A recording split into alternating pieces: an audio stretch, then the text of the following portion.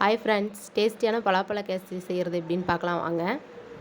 அதுக்கு ஒரு கப்பு ரவை, ஒரு கப் பலாப்பழம் குட்டி குட்டியாக கட் பண்ணது, அப்புறம் முந்திரி, திராட்சை, 2 ஏலக்காய்.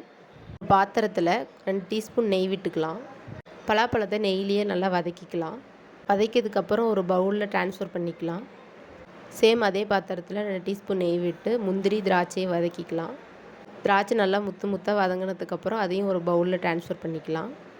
நெக்ஸ்ட் அதே பாத்திரத்தில் ஒரு டீஸ்பூன் நெய் விட்டு ரவையை கொட்டி ஒரு 2 மினிட்ஸ் வதக்கி அதை தனியாக எடுத்து வச்சுக்கலாம். நெக்ஸ்ட்டு ஒரு கப் ரவைக்கு 2.5 டம்ளர் தண்ணி சேர்த்துக்குங்க. தண்ணி நல்லா கொதிக்கட்டும்.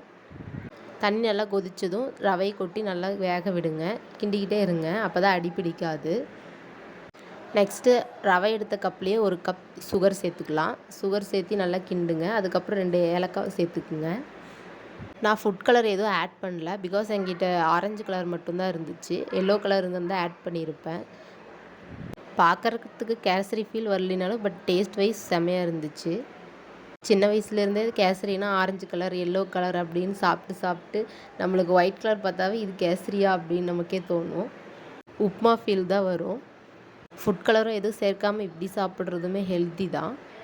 ஃபைனலாக நம்ம நெய்யில் வதக்கி வச்ச பலாப்பழத்தையும் சேர்த்துக்கலாம். நெக்ஸ்ட்டு முந்திரியும் திராட்சையும் சேர்த்துக்கலாம்.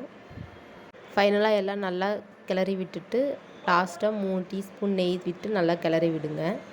அவ்வளோதான், கேசரி ரெடி. வீட்டில் எல்லாம் சாப்பிட்டு பார்த்துட்டு செம்மையாக இருக்குதுன்னு சொன்னாங்க. பட் என்ன குறைனா ஃபுட் கலர் இல்லை. நான் முன்ன சொன்ன மாதிரி தான் மைண்டெல்லாம் ஃபிக்ஸ் ஆகிட்டாங்க, கேசரினாவே எல்லோ வித் ஆரஞ்சுன்னு. இட்ஸ் ஓகே, நெக்ஸ்ட் டைம் நல்லா கலர்ஃபுல்லாக செஞ்சு கொடுக்குறேன்னு சொல்லிட்டேன். இந்த வீடியோ உங்களுக்கு பிடிச்சிருந்தால் லைக் பண்ணுங்கள், ஷேர் பண்ணுங்கள், சப்ஸ்கிரைப் பண்ணுங்கள். தேங்க்யூ ஃபார் வாட்சிங்.